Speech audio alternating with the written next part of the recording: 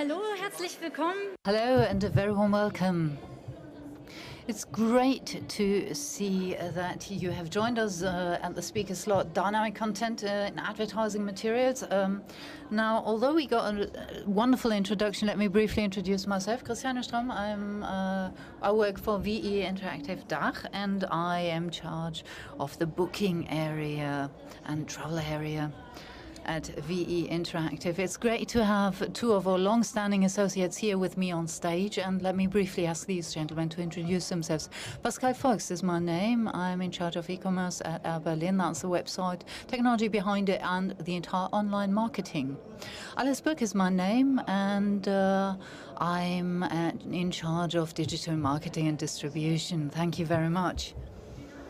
So we're going to talk about dynamic content in advertising materials, and that's a topic which is being controversially discussed in recent months and years, and therefore let's have a look at where we're coming from.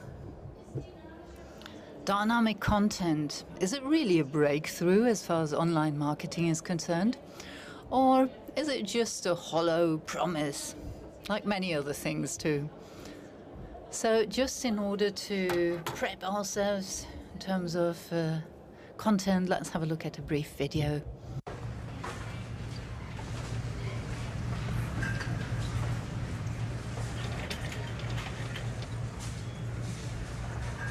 People who bought olives also bought Chardonnay. Oh, all right. 78% of people who viewed Chardonnay also bought What to Do When He's Not That Into You.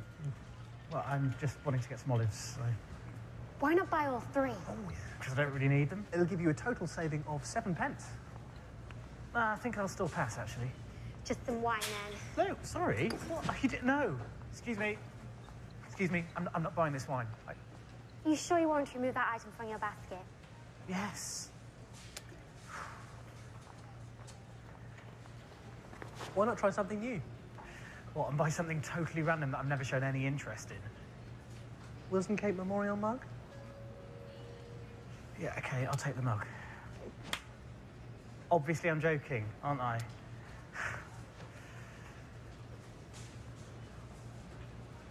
Mm.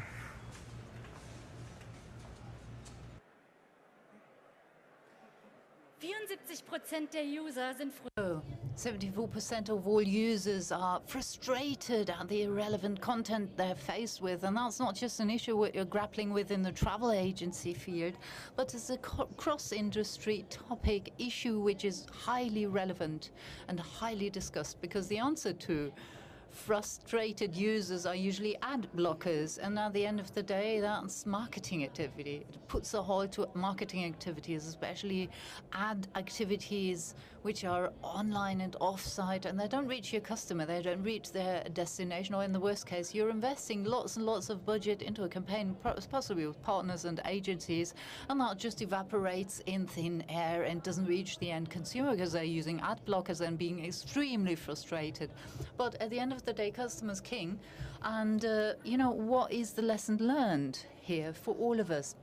Well, at the end of the day, take-home message is that off-site and on-site, the customer has to be addressed in a much more relevant and customer-focused manner. But what's even more decisive is know your customer. And not only know them, but also understand them, so you don't just know where is the customer when, at which moment, but also know where they're destined for, where are they going to, and what do we need in order to generate that relevant content. Actually, I came up with a brief equation. Actually, it's first of all, we need data.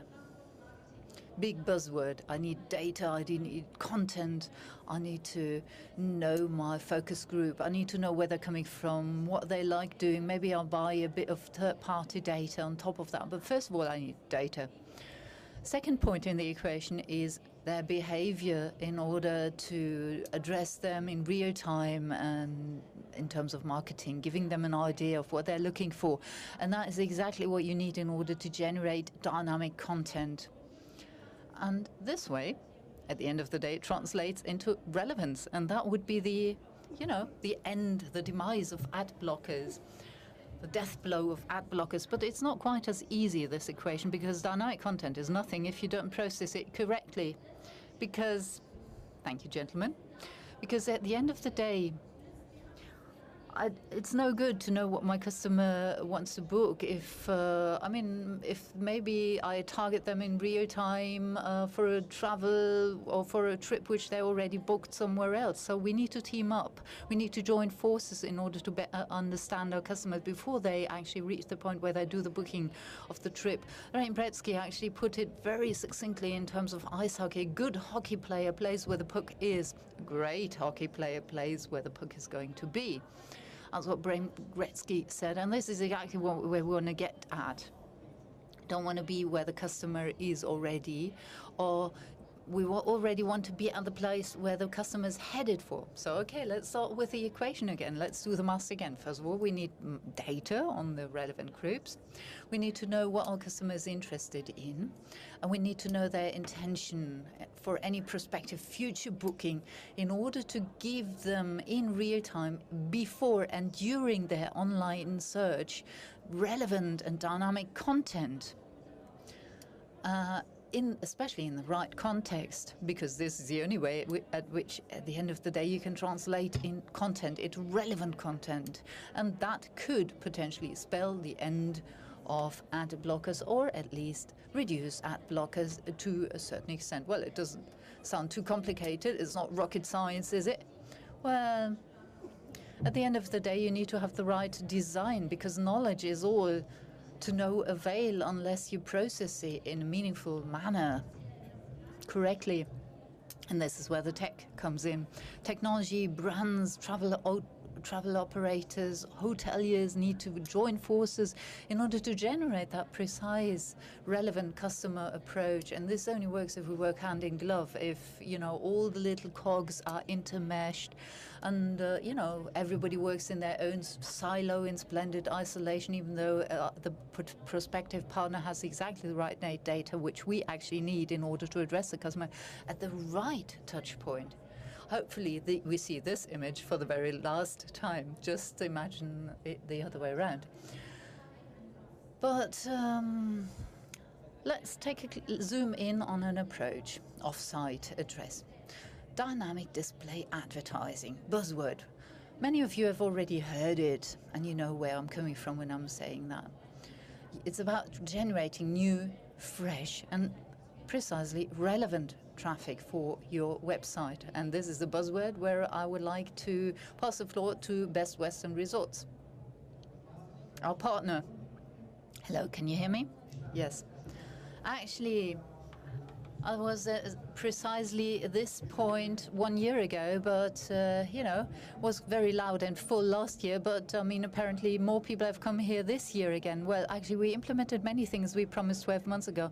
We generate not just traffic, but value-added traffic. So we know about the people on our website, where are they coming from, why are they moving there. So it's not just about using the current knowledge to address the current target group, but also address future prospective target groups. So turn a prospective visitor into a booker, somebody who books. So we had our 70th anniversary, and we wanted to have a campaign, a high-quality campaign, not just adopt a lawnmower approach, but have a targeted campaign on our 70th anniversary. And this is actually changing our mindset. So, in the past we had to convince our executives traffic is important, but, now we need to convince them that it's quality and not quantity that counts. As an executive, of course, you always get cold feet when you see less quantity, but we need to convince them that it's higher quality and more conversion rates, and that's the precise approach behind it. It doesn't sound like rocket science. It's exactly straightforward if you use the right technology with the right people. You just need to walk the talk. Ballpark figure. We had a return on investment of 2.5 times, even though that was not in our intention, but it just paid off. How did we do this? We did prospecting with the existing data and by converting the data, we had remarketing second sales with the same customer. So we got the person on board, and then we thought they were relevant, and then we did remarketing because it didn't book the first time around. So the conversion rate was 80 to 20, 80 new traffic, 20 remarketing of freshly converted. And that's exactly what Christiane just mentioned, and this is why quality counts and not quantity. So the quantity is down, but the quality is up. Without talking about absolute figures, in terms of the conversion rate, it's a massive upward change. So what happened on this road to conversion? So actually there's a brief video here, just to give you an idea of what's happening on our website. If somebody clicks, what happens when they don't buy? This is what we do. We have various banners, 5%, 10%, lots of different discounts, and we generate that based on the data which we accessed before. So we think this is the carrot on the stick for that person or this person, etc. And we further try to customize this with a view to the individual user profile. That is very sophisticated because you've got lots of banners and advertisings which you need, but actually it works. It's like Facebook marketing. We've got lots of individual small target groups, and you come up with bespoke marketing and campaigns, and that's exactly what we do on the website, where the thing is we always try to generate traffic on the website, but once the traffic is on the website, we just forget about it. But the thing is, okay, we need to convert you, so we need to increase the conversion rate. We need to make the customer book. We need to make sure that they don't leave the website without booking. I mean, we spend an awful lot of money to get traffic onto the website, so therefore the conversion rate is really essential to make sure that the investment pays off.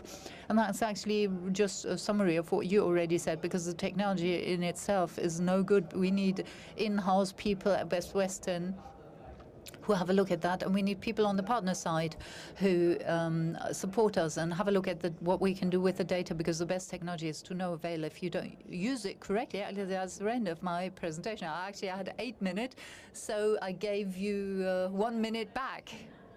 I saved you 1 minute. Okay, thank you. That was really spot on, straight to the point. Thank you. So ahead of time.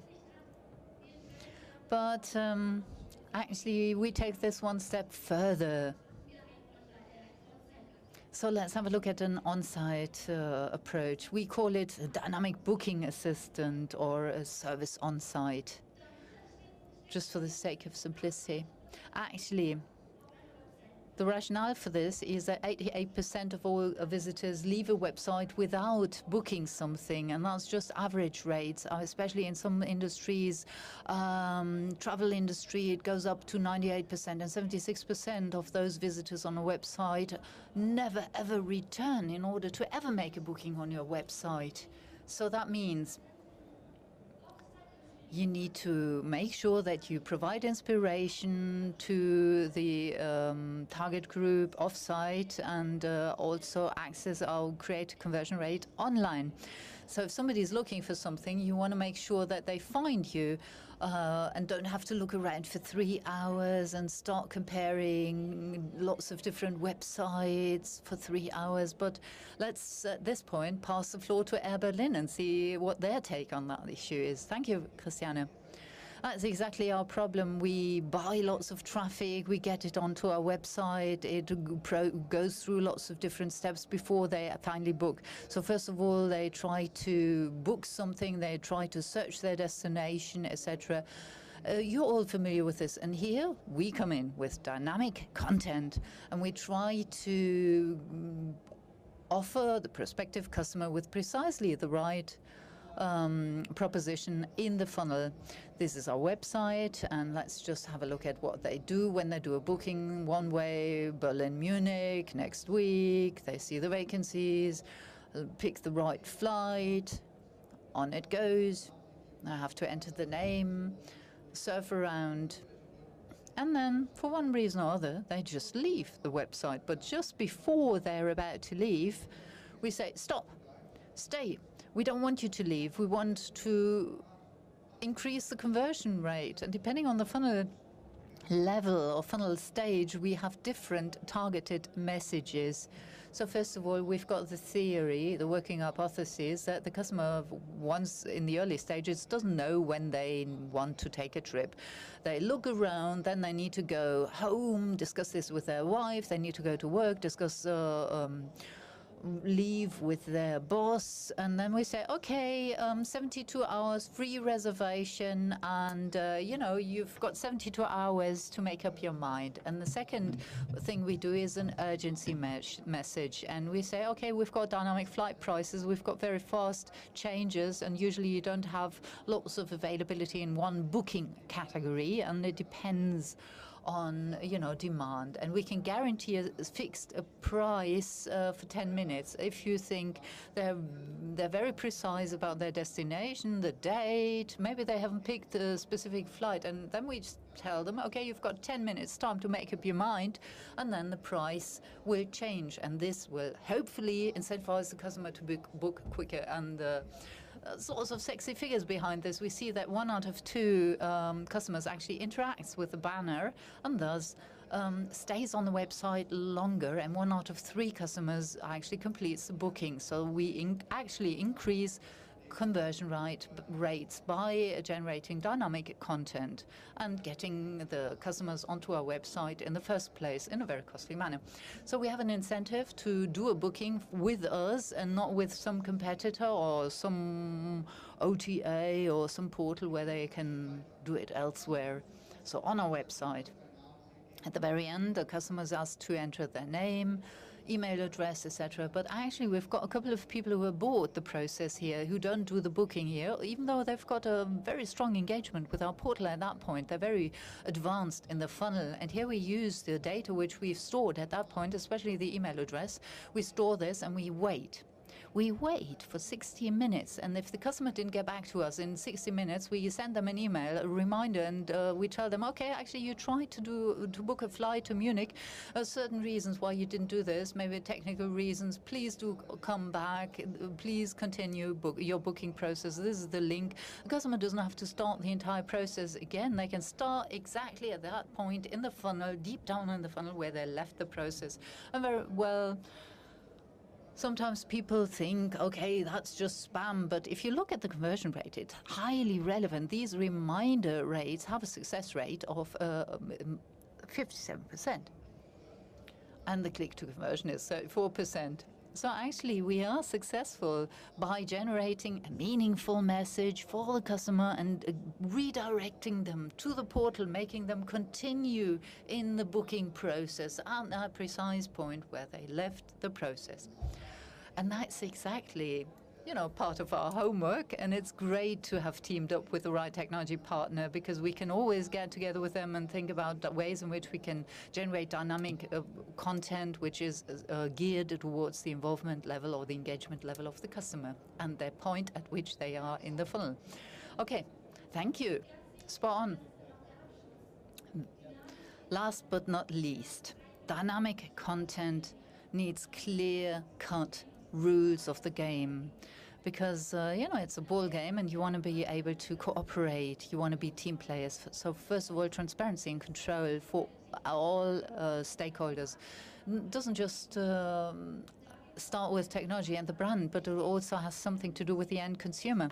It's very important that the rights and the interests of the data owners have the highest priority, so you cannot gather any customer-specific data, especially for off-site. On-site is a different kettle of fish, but off-site you need to be very, very delicate here about this. And last but not least, all of this only works if you work hand in glove with the brands, with the providers and the technologies. And at the end of the day, this is the take-home lesson.